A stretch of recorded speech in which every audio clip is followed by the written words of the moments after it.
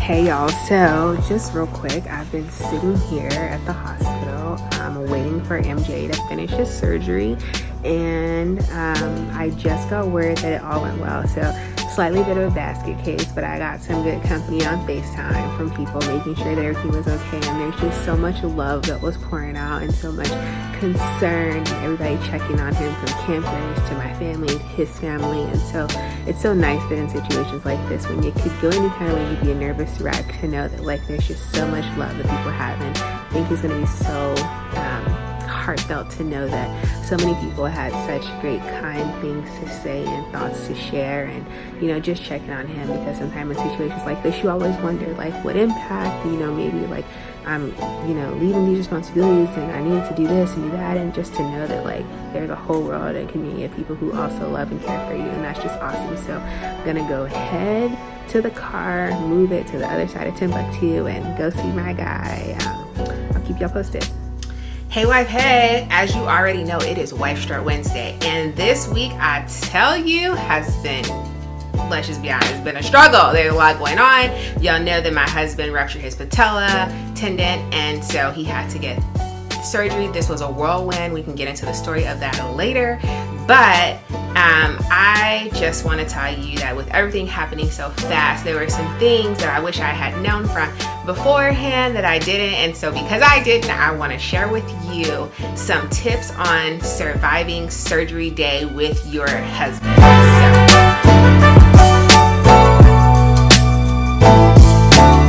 So let's just jump into it. Now that you already know about the pleasantries and all the thank yous and all the love that we experience, great. But let me get you to the real, to talk about how you can survive a day of surgery with your spouse. Specifically, ladies, for the husbands. So we're not even going to talk about the fact that they can be crazy babies, because that's a story for another day. Maybe next week we'll do that one. But for this week, I just want to talk about things that I wish I would have known in preparing for surgery days. So let me get into it. I have 8. Why 8? Because it's a magical number, not 8 because that was what my list came out to. So 8 things that can help you survive surgery day with your spouse. Number 1, get to the appointment on time, but then throw away your clock. Y'all hear that? That's my memo to tell him to take his pill. Honey, take your pill. He doesn't have it. Of course he doesn't. I'm gonna tell y'all that video is gonna be everything. Time out, let me go get him his pills. Sorry about that, but you know what? When nursing calls, you go. Okay, so back to my list. Number 1, make sure you get to your appointment on time. They tell you a time to be there for a reason, because they want to make sure that you pre-register and process, or that was what they told us. We had to pre-register, get everything handled, and then the surgery was gonna start at 4:30.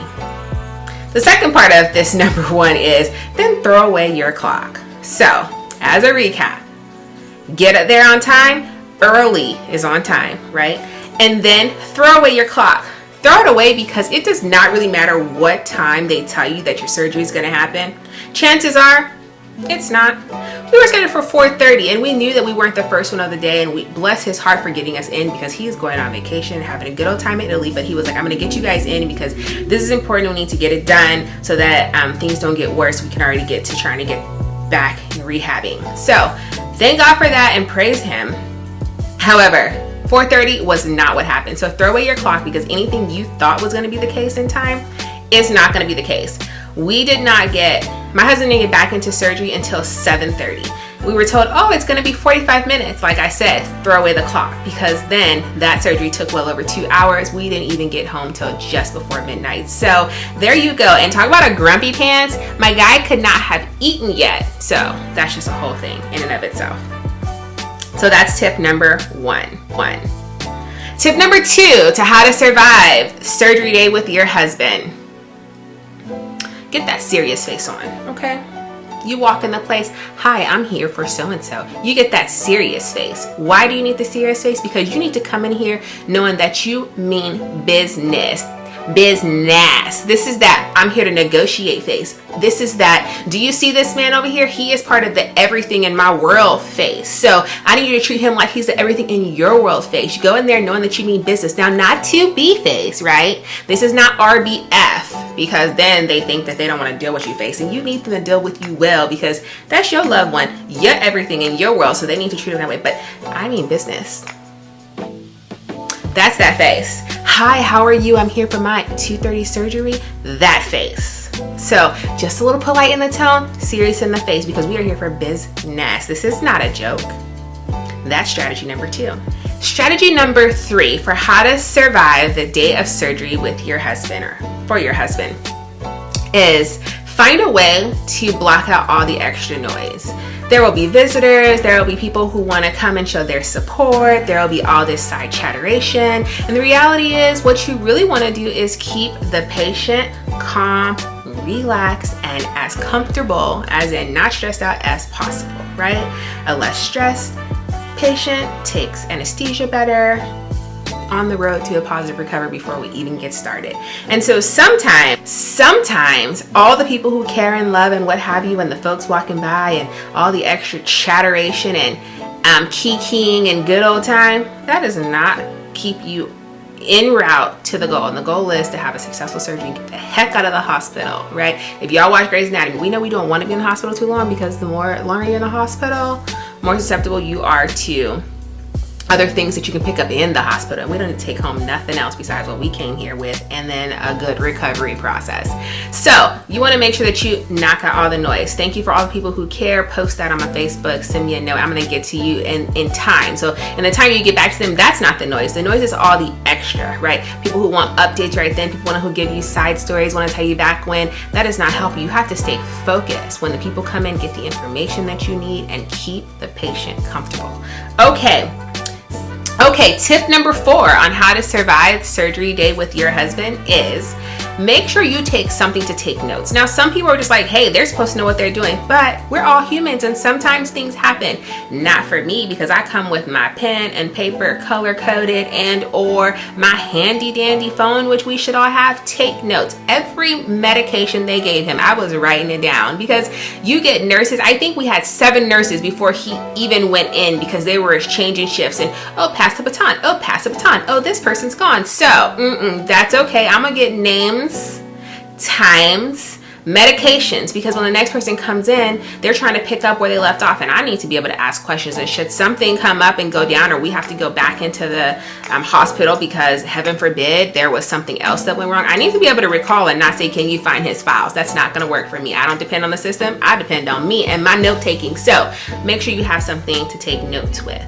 So the 5th tip on how to survive the day of surgery with your husband is make sure you find a way to keep things lighthearted, find fun in the moment. And I know it can't be that fun. You're here for surgery, right? But there may be some awkward moments and some ways that you have to assist, honey. And let me tell you, you know these men can be babies, but then they can be totally macho, and sometimes all in the same moment. And something you're just gonna have to get in there and do. And so might as well make the best of it and try to have a little bit of fun. There were some awkward times, y'all. And if you want to know about that story, you let me know in the comments, because I'll be happy to share next time. We're just gonna say it had to deal with a little bit of urine. Those IV bags, listen, we'll talk about that next time. Let me know if you want to know.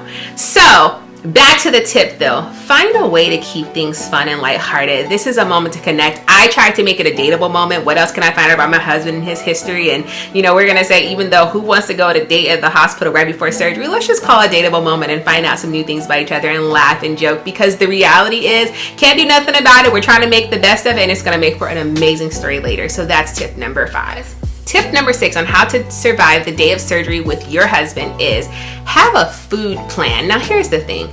A lot of times they say you can't eat after midnight the night before. They say you can't eat within 12 hours or you can't eat within 8 hours, but most of the time it's like 12 hours or midnight the night before. So this surgery was pretty late. He was already being a stinker for having to have it late, though he was glad he got to get it in before the doctor was going to go on vacation. But he was having a problem with it because he's like, I like to be the first thing in the morning when everything is fresh and there's not this push down for appointments, which is why we got in way later. But that also means the longer he has to wait for surgery, the longer it is that he can't eat. So let me tell you, he was already like, not only could he not eat, he couldn't drink even water. So cotton mouth, whole nother level, right? And so they're like, listen, the surgery's gonna get pushed back a little bit. Oh, you'll be next. Oh, just kidding. So when all this happened, he had literally almost not eaten for 24 hours. He had stopped eating at like 11:30 the night before, and then you didn't get in until 7:30. So then by the time we got home, it's midnight, literally a whole 24 hours that he hadn't eaten anything. Thank goodness he got to have a little bit of water when he took the pills they wanted him to pop for that little nice cocktail prep, right? So because he couldn't eat, it's only a good dear wife that I wouldn't eat. Because it's just kind of freaking rude to be like, yeah, I mean, I know you can't eat, but like, do you mind? Because I'm hungry. Of course he's hungry. So I didn't eat anything, but when he went into surgery, it would have been nice of me to kind of already know what was around so I could have a quick escape, get something to eat, and make it back in to sit in the waiting room just in case they needed to get in touch with me. They had my phone number and they were going to contact me if something were to come up that they need to update me on. But the reality is, it would have been so much more helpful for me just in my mind and my action plan to know where I could go to go have my food. So make sure you have that plan. They had cafes and all that, but because they took him into like the cafe was already freaking closed, so I couldn't get anything there. And we know vending machines are not the best when you're trying to get this situation together. This situation as in all of this. Another story for another day. That's tip number 6. Have a food plan.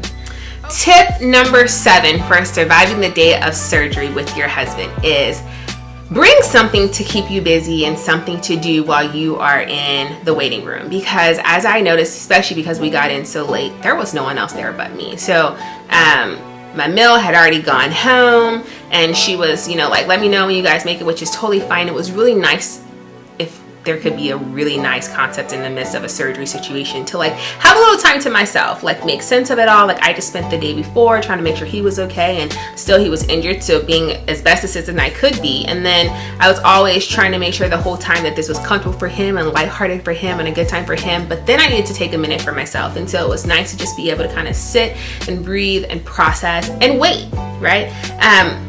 But it was also nice to know that there were people that I could contact. I had some things to do for work, so I had my computer. I had to go grab food, so I had something to do there. There's a TV in the waiting room. By the way, side note, this waiting room was everything. They had all different types of seats, different types of lighting, because y'all know sometimes the lighting in my vision is an issue. They also had seats that had plugs and USB ports on every seat with a little side desk, which was everything. I'm like, you want to talk to a girl's heart, give her some nice cushion seating and plugs, okay? Wait to my heart. And Wi-Fi, which they also had. So back to this plan though, make sure that you have someone or something that keeps you busy. And so part of my something keep me busy was work, and then I had to grab something to eat. But then I also had a few people lined up that knew that surgery was happening. They had kind of checked in via text message, but I was able to FaceTime and kind of have a conversation, which was nice to feel like I was being supported while I was being a support to my husband. And it kind of kept my mind off of things. And then when I heard a random thing that was like urgent care, this is, and I was like, oh my gosh, you said urgent. My allotted person on FaceTime was like, they were not talking about your husband. Come back, bring it back. You've been calm and good and all this. That wasn't you. So that was really nice to have. And as y'all saw, I had a little shout out of all the thank yous, a little bit of time to make a recordable moment to, you know, say what that experience was like in that time. So something to keep you busy. That is tip number 7 of how to survive surgery day for your husband. And last, but certainly not least, if I had to say the most important thing would be number 8. The 8th tip on how to survive surgery day with your husband is to just freaking breathe. I know I've made posts before about like how we forget to breathe. Let's do it now, because sometimes I think I forget to breathe on video. Ready? Inhale. Exhale. I have this amazing book on meditation, just my style, that a friend brought me. I'll post that for you guys to see it or do a video on it later, but that was really helpful. I should have taken that book. But inhale, exhale, just breathe. Pray. We had prayed before. We prayed during, pray after, pray, right? But after you breathe and pray, like remember that this is in the master's hands, right? Remember whose hands it's in, because God has control of that situation.